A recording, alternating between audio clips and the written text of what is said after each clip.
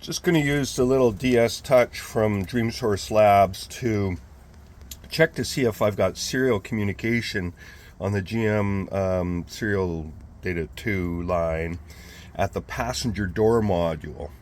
I'm checking into an issue with the remote keyless entry and the TPMS, which is all in the passenger door module.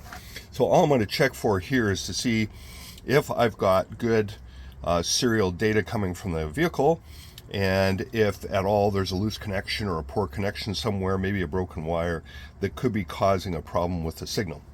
All right, so I've got my scope here. I've got it set to 500 microseconds per division. I've got on the voltage scale, I've got it set to 2 volts per division. The GM serial data 2 is about 7 volts. And then I've got it connected. I've got the door panel off here.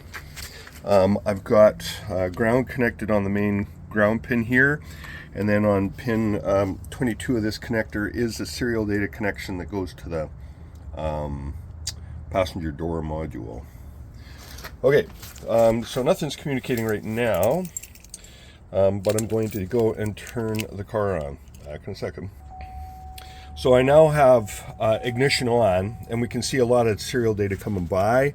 I suppose I could put and measure it. I'm not going to really get too worried about that. So all I'm going to do now is I'm just going to kind of move the wires and see if there's a problem there. We'll move the cable in here. So why don't you watch the scope for me? And so right now I'm just moving the wires inside the between the door and the body.